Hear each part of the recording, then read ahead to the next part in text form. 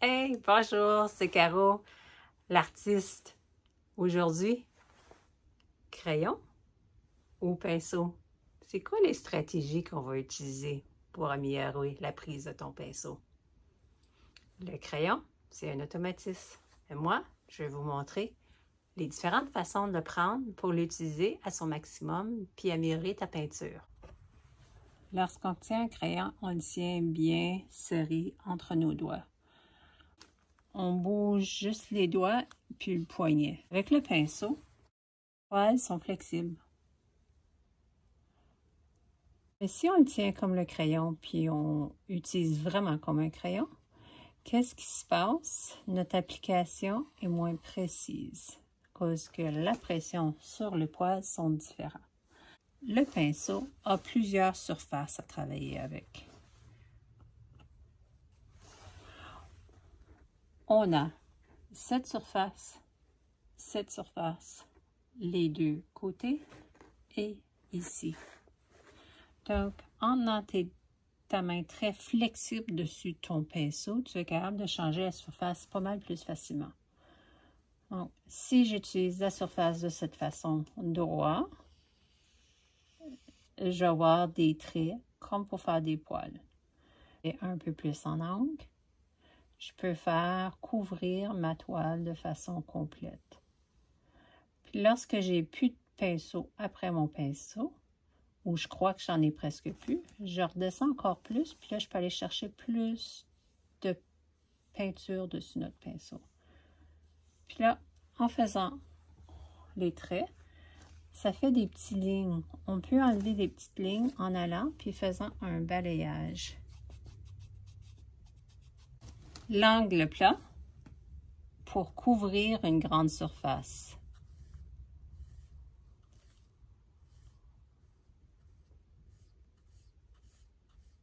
Pour le pinceau, on peut le tenir à la base, au centre ou très loin. Pour faire quelque chose de précis,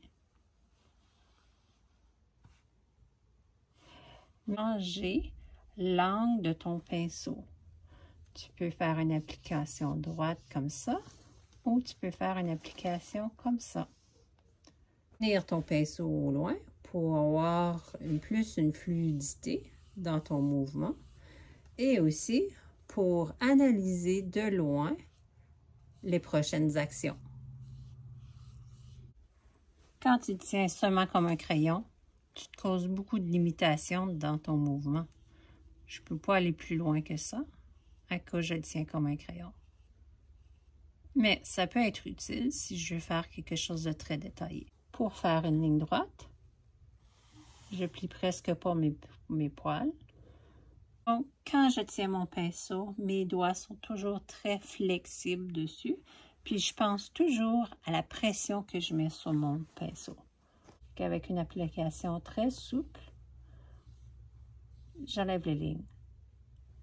Si je fais une application que je plie beaucoup sur mes poils, mon application ne sera pas constante. Mais à faire très attention, quand on met beaucoup de pression dessus les poils, on enlève la peinture qui a déjà été appliquée.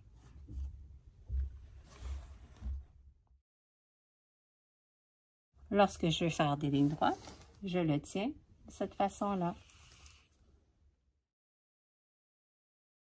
Mais quand tu veux couvrir une grande surface, c'est beaucoup mieux si tu tiens ton pinceau plus loin et à ce moment-là, plus flexible pour être capable de changer ton pinceau de côté jusqu'à temps que tu aies plus de peinture sur ton pinceau.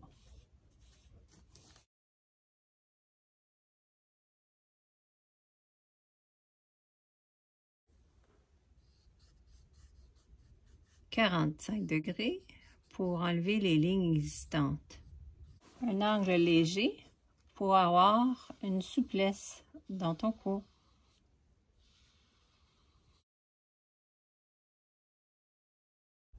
Donc, je vous ai montré vraiment des stratégies à comment utiliser ton pinceau, pas comme un crayon. Le crayon, ça fait longtemps qu'on l'utilise, on y pense même pas. On le tient ferme et on travaille juste avec les doigts et le poignet.